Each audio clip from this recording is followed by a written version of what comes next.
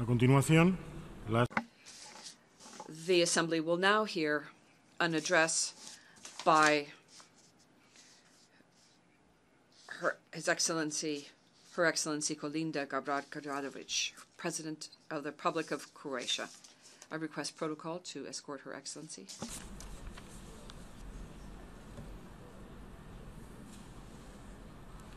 en nombre de la Asamblea General, On behalf of the General Assembly, it is my honor to welcome to the United Nations Her Excellency Kolinda Grabar-Kitarović, President of the Republic of Croatia. And I now invite her to address the Assembly.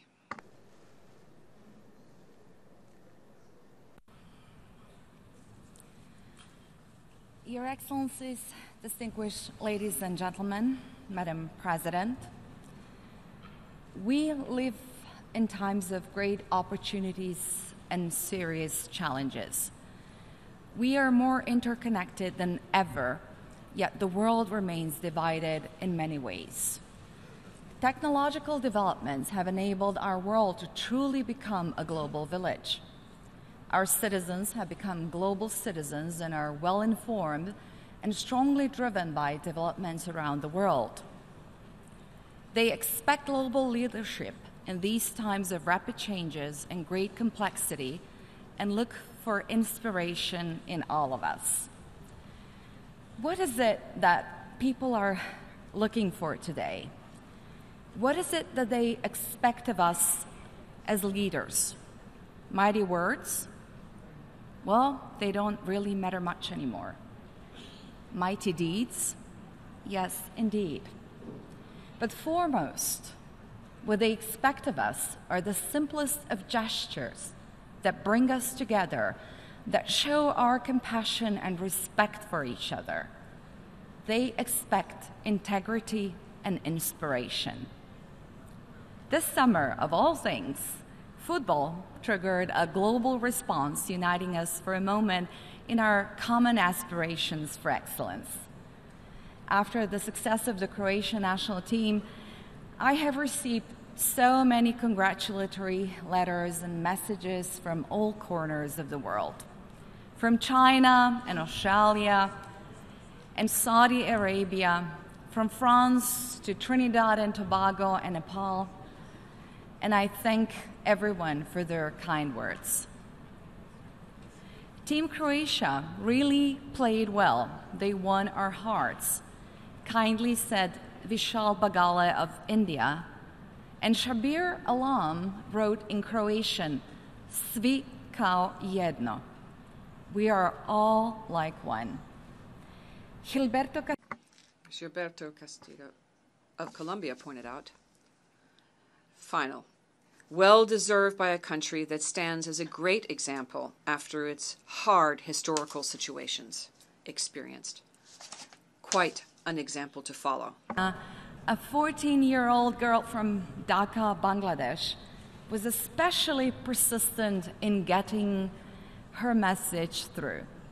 This year, the whole world has recognized a small, beautiful country, Croatia, and the power of football. Now, the world knows how powerful a small, beautiful nation can be. And this is just a fraction of the messages. And what most of them had in common, what I could read through each of them, is that Croatia, a country not big in terms of the size of its territory or the number of its population, or even its economic means, has thus become a metaphor for all of these kind people who congratulated us of what a country can do to inspire others and to arrive on top of the world, winning the hearts of people worldwide and rousing enthusiasm that each of their countries can do the same. The value of a nation is not measured by its size, underlined Bernard Stem of France. And indeed, to excel, you don't need physical size. You need heart and persistence. And above all, you need to share a vision and to work together to make it happen.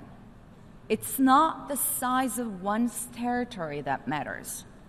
It is the size and quality of ideas. Magnitude is not measured only in volume, but even more so in determination to reach the goal. Croatian individual players might have shown great skill and technique in the field, but the reason that they triumphed was because they played together as a team. Excellencies, the United Nations is a place where we must show our willingness to act together and play together as a team.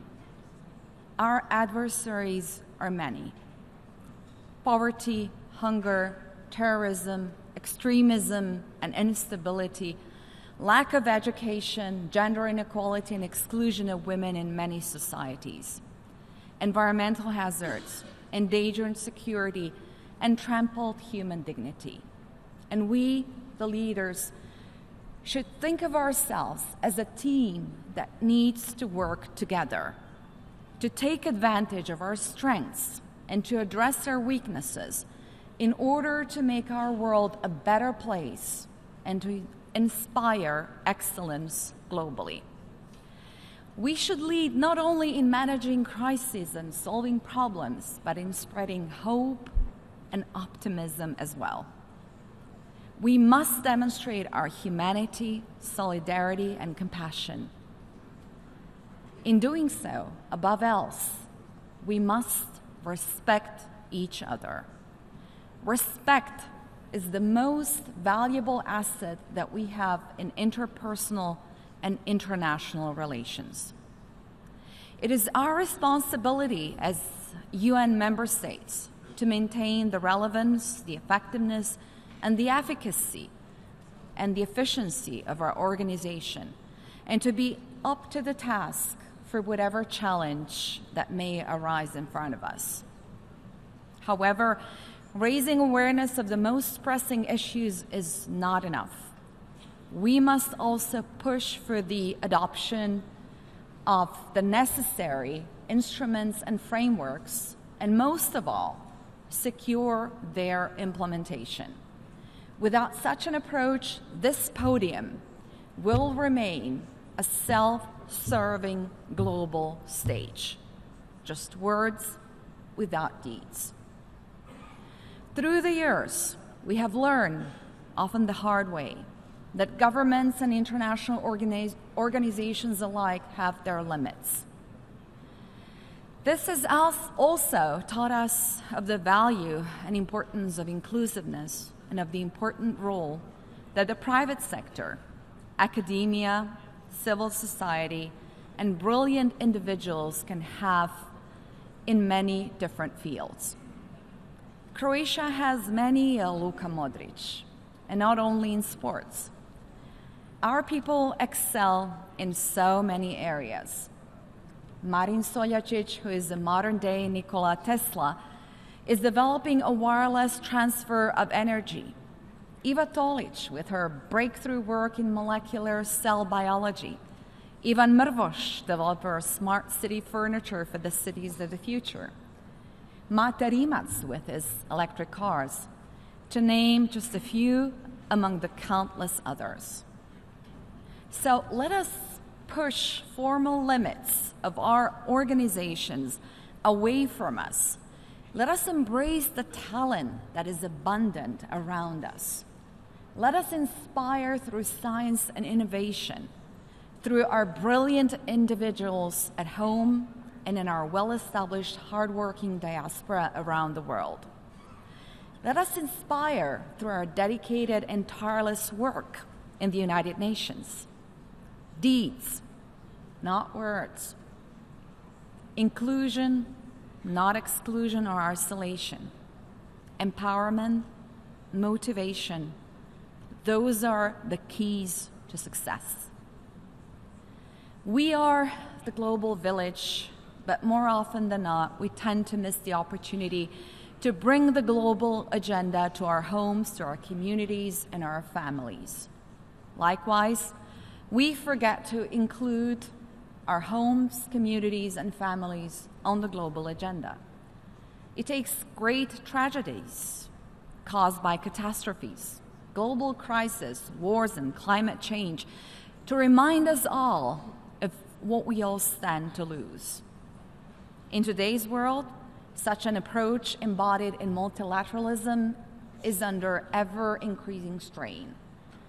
This is of particular concern since the most important issues for the mankind cannot be resolved by any state single-handedly or in isolation. Multilateralism is indispensable. But I would agree with those who call for changes in the multilateral system. We should not be complacent, and we need to rethink decades-old mechanisms and instruments in order to adapt them to the modern times and contemporary needs.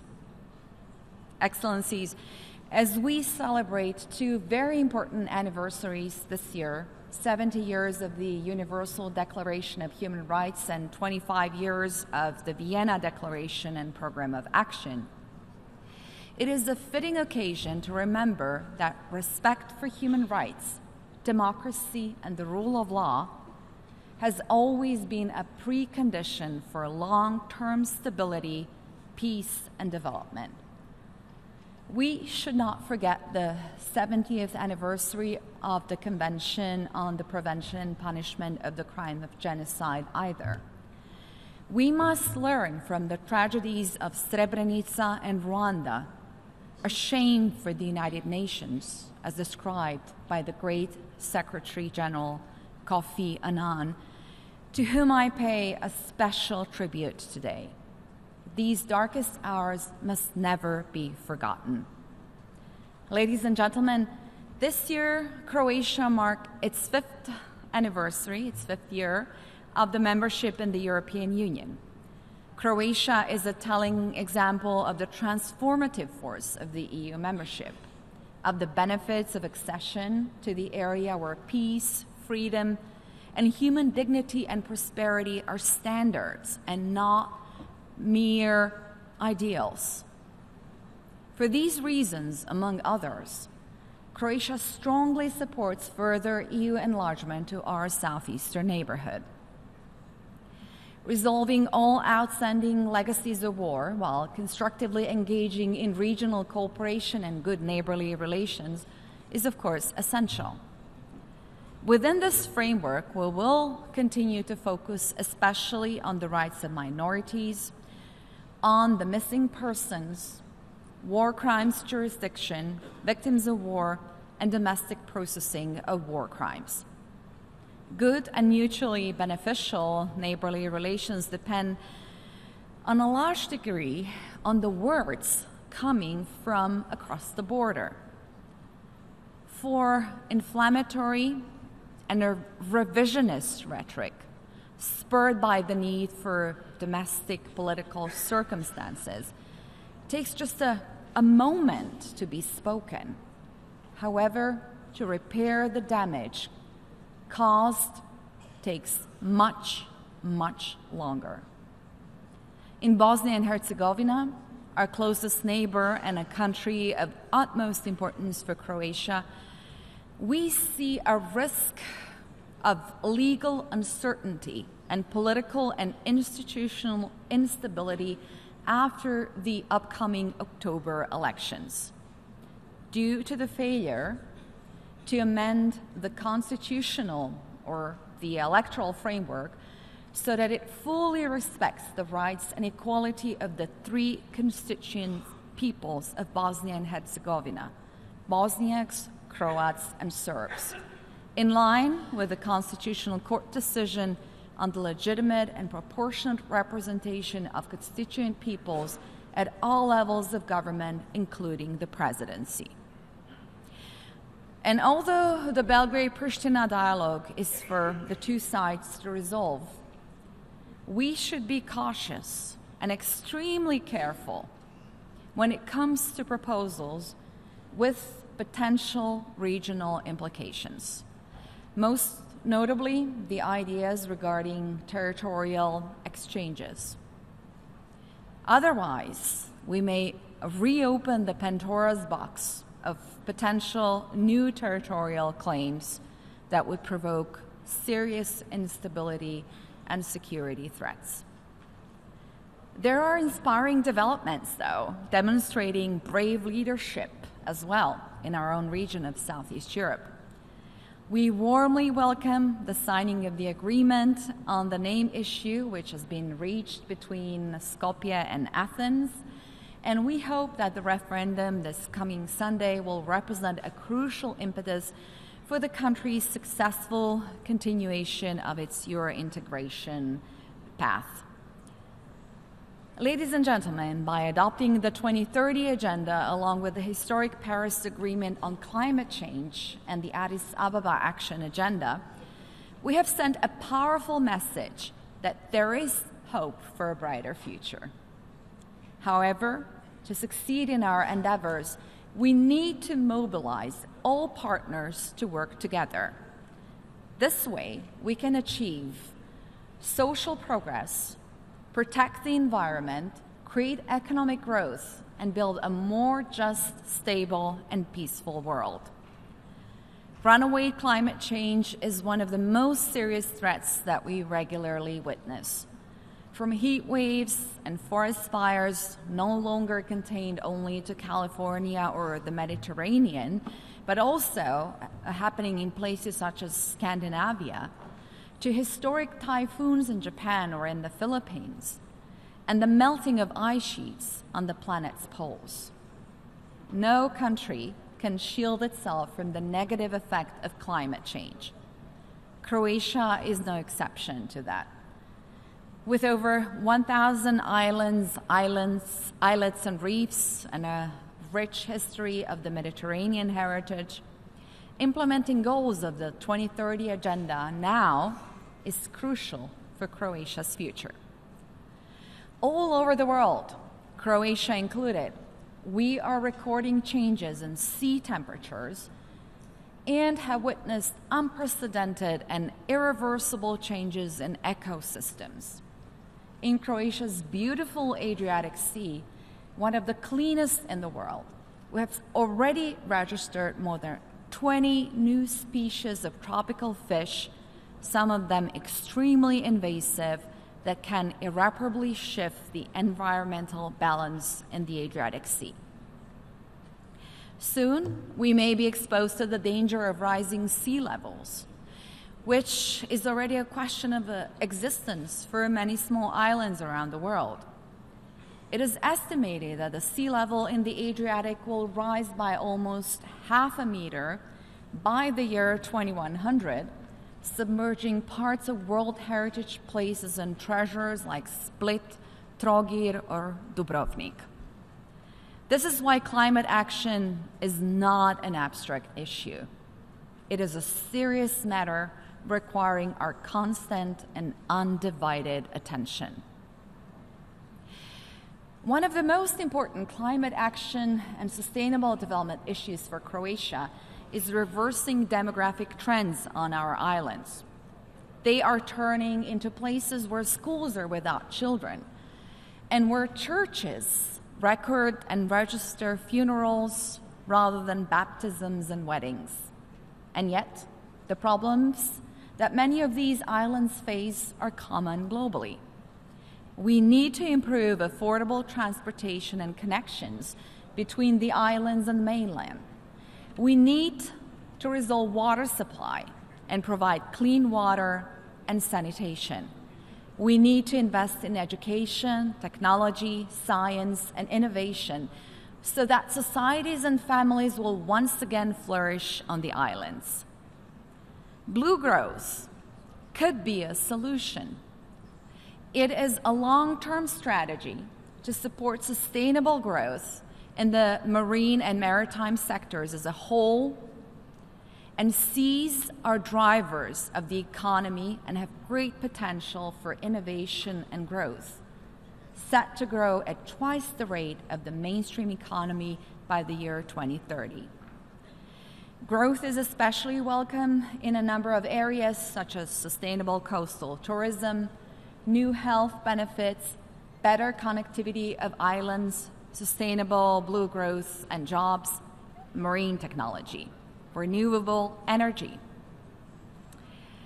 Managing maritime ecological threats and preserving ecosystems and biodiversity, but also improving safety and security in terms of maritime traffic and cross-border maritime pollution.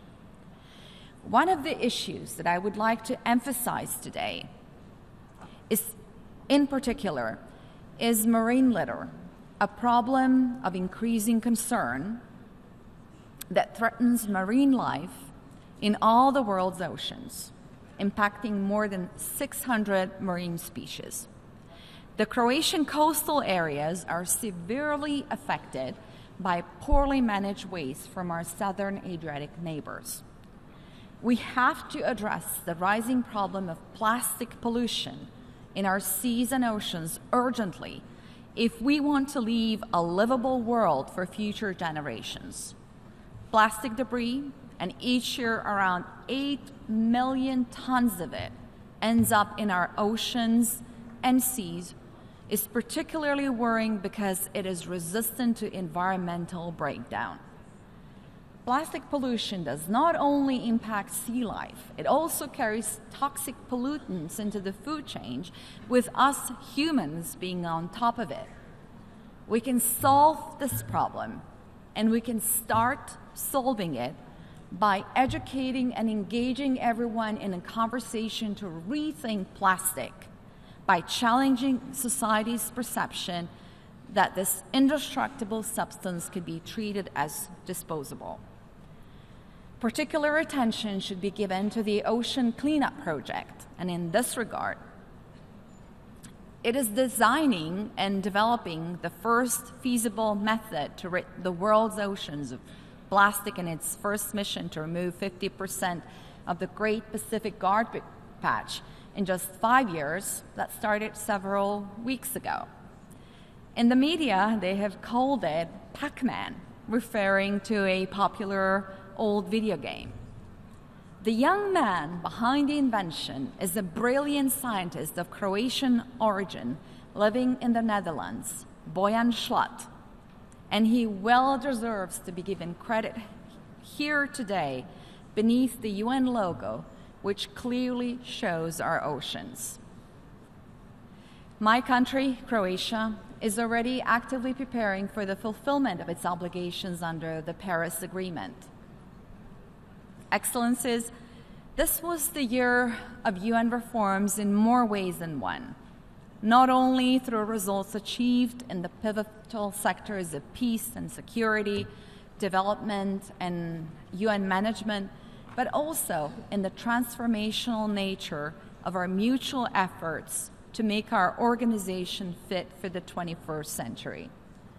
The world has changed profoundly since 1945 and the birth of the UN.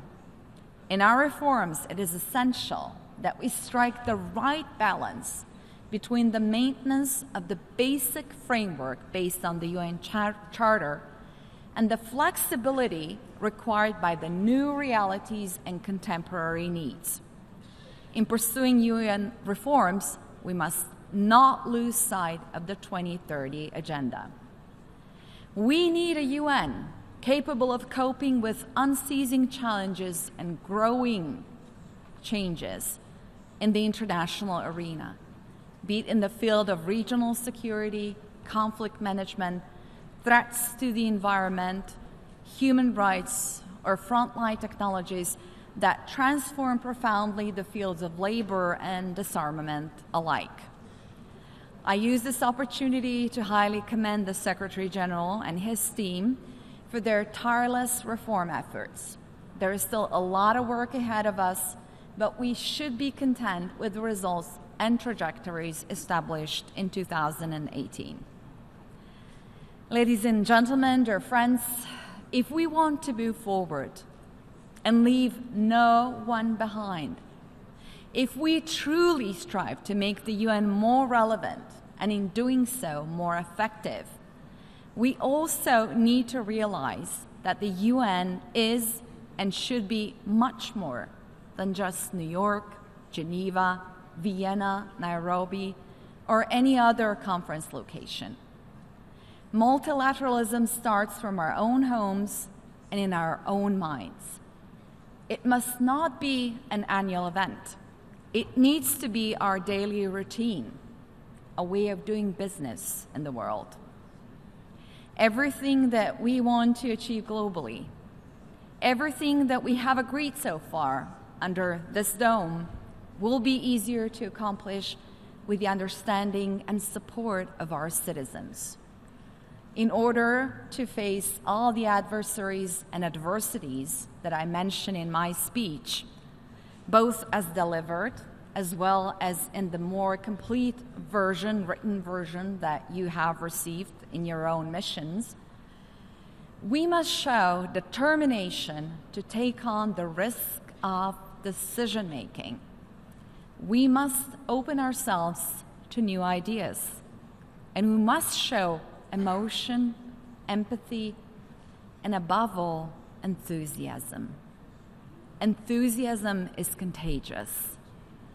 As Nelson Mandela, Madiba, whose centenary we celebrated 2 days ago, said, "It always seems impossible until it's done."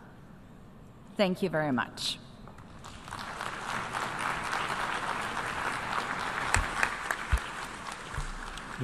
En nombre de la Asamblea. On behalf of the General Assembly, it is my honor to thank Madam Kolinda Grabar-Kitarović, President of the Republic of Croatia, for the statement she just made.